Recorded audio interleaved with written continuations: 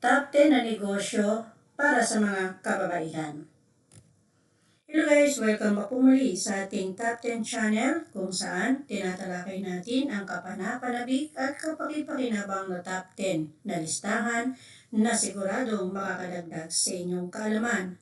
Sa video na ito guys, tatalakayin natin ano ba yung Top 10 na negosyo para sa mga kababaihan. Perfect ito sa mga mahilig sa fun facts, trending topics at mga informative content. At kung bago ka pa lang sa ating YouTube channel guys, huwag kalimutang mag-subscribe at i-click ang notification bell para updated ka sa mga susunod nating mga videos. At kaya huwag na natin patagalin guys, at kung ready ka na, tara, simulan na natin. Ano nga ba ang mga top 10 na listahan na negosyo para sa ating mga kababaihan? Sa panahon kasi ngayon guys, napakaraming oportunidad para sa mga kababaihan na makapagsimula ng sariling negosyo, mapabahay man o online. Hindi hadlang ang maliit na kapital, basta may tamang diskarte at determinasyon. Kaya sa video natin na ito guys, ibabahagi ko sa inyo ang top 10 na negosyo na perfect sa mga kababaihan, kasama ng puhunan at posibleng kita. Tara na at tuklasin kung alin ang swak sa'yo.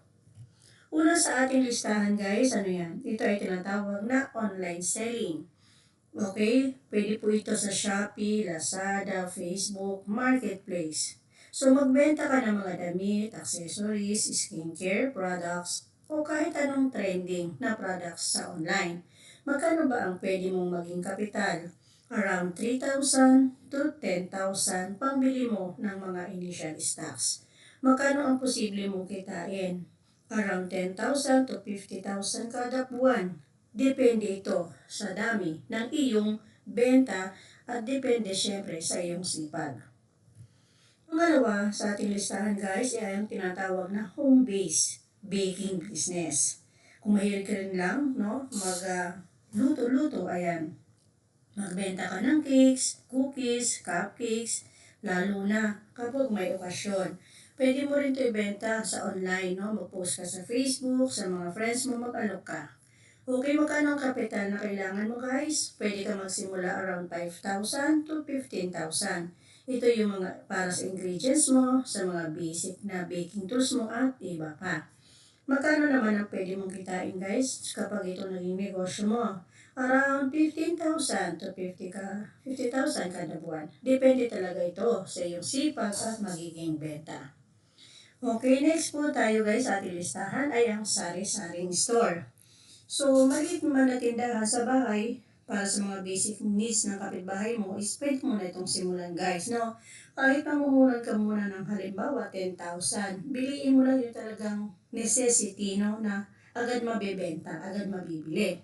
So, pwede ka magsimula ng 20, 10 to 30, 1,000 na puhunan sa paninda mo. Magkano pwede mong kitain sa isang buwan? Around 5,000 to 20,000 kada buwan. Depende ito sa magiging paano mo siya papaikot-ikutin. Okay? So, yun. Kailangan tamang diskarte ang kailangan mo dito para lang sa ganun mapalago mo ng mas higit pa yung puhunan mo. Kailangan marunong ka magpaikot-ikot ng iyong kapital. Huwag ka magpautang hanggat maaari. Kasi kapag nagpautang ka, mahirap maka-recover. Okay? So, dapat patience ka rin sa pagkakaroon ng sari-saring store. Basta kailangan diskarte, disiplina rin talagang kailangan dito para na sa ganon magkaroon ka ng magandang sales. Isipin mo na magkaroon ka ng magandang sales. Hindi pwede yung marami kang clients pero inutang naman lahat. Wala ka na magiging sales. Kaya iwasan ang magpautang. Pangapat sa ating listahan guys ay ang tinatawag natin na online tutoring. Ayan, kung marunong ka rin lang mag-English, magturo ng math, magturo ng iba pang mga subject sa online, sa mga bata o estudyante, even adult, baya abroad, Pwede kang mag-offer ng online tutoring. Magkano ba kapital na kailangan mo dito? Siguro around 5,000 lang para sa headset, webcam at internet kung meron ka namang laptop na. Okay, magkano pwede mong kitain kada buwan? Pwede kang kumita dito guys ng 15,000 up to 50,000 kada buwan. Depende ito sa dami ng mga tuturuan mo, Depende ito sa magiging kliyente mo, no? Kung magiging client mo abroad, gusto nilang matuto ng ganito, o kaya mga estudyante na gusto nilang matuto ng mga ganito. So, depende ito talaga sa magiging clients at estudyante mo. Okay, next tayo sa ating listahan guys ay ang tinatawag nating beauty services. Ito yung mga home services, yung nagpapalinis ng kuko, nagpapalagay ng eyelashes, extension, nagpapakulay, at iba pa guys, no? So mag-offer ka ng manicure, pedicure, eyelashes extension, ano pa ba yung kulay ng buhok, no? At iba pa na alam mo, no, sa pagbabahay-bahay, yung tinatawag na home service. Magkano pwede mo maging kapital? Around 5,000 to 15,000. Ito pa sa mga tools at trainings na kinakailangan mo. Magkano ba pwede mo namang kitain? Pwede ka kumita guys dito ng 10,000 up to 50,000 kada buwan. Depende ito sa mga magiging customers mo. Iba nga nagbibigay pa ng tip, di ba? So dito kailangan mo lang talaga ng sipag, tiyaga, at maghanap ng customers, no? Unahin mo yung mga kapitbahay mo, mag-post ka rin sa Facebook, mag-offer ka syempre ng huwag masyadong mataas. Yung offer din nila, para na sa ganun, magkaroon ka rin ng clients. Okay? Next sa ating listahan, ito na po yung pang-anim, ay ukay-ukay business. So, bumili ka ng mga bulto-bultong ukay-ukay, di ba may nabibilhan naman na mura lang, isang bundle, tapos ibenta mo per piraso sa online, o kaya sa sarili mong pwesto, o kaya naman dyan na sa bahay mo, o sa harap lang ng bahay mo, sa mga kapitbahay mo, sa kaibigan mo. Unahin mo yung post mo sa Facebook, ayan, kung sino makakita, tapos pwede ka naman makipag-meet up, o kaya naman i-shipping via ganito, kung ano mo yung pwedeng courier na accept nila. Magkano kapital na pwede mong pagsimulan? Around 5,000 to 20,000, no? Para sa unang batch po ng ukay-ukay mo. So, magkano naman pwede mong kitain? Around 10,000 to 40,000 kada buwan. Kasi malaki talaga ang kita rin ng ukay-ukay. Halos times 2 to times 3 pa nga ang magiging profit mo. Basta marunong ka lang talaga at alam mo ang diskarte. Okay? Pangpito sa ating listahan guys ay ang dropshipping. Ang dropshipping business guys, ito yung nagbebenta ka ng produkto online na wala kang sariling inventory. Supplier na ang nagpapadala ng order ng iyong customer. For example, may customer ka, tapos ikaw yung pinaka-middleman, si supplier na ang bahala doon sa order ni customer, direkta na sa kanya yung darating. Okay? Ang kukunin mo na lang is yung commission. Magkano ang pwede mong maging capital initial? So, pwede ka mag-initial dito ng 3,000 up to 7,000 pang set up ng inyong store at ads. Okay, magkano na pwedeng kitain? Around 10,000 to 100,000 kada buwan. Depende ito sa sipag, depende sa marketing, depende sa ads, depende sa naging effort mo sa paggagawa ng iyong dropshipping online store. Okay, next po sa ating listahan guys ay ang tinatawag nating laundry business. Ito yung mga pang-personal o pang-kapitbahay o di ba pwede pa rin pang-negosyo ito. Basta maganda nga yung location mo guys is talagang swak na swak din ito. So maglaba ka ng damit ng iba, lalo na sa mga busy o walang washing machine.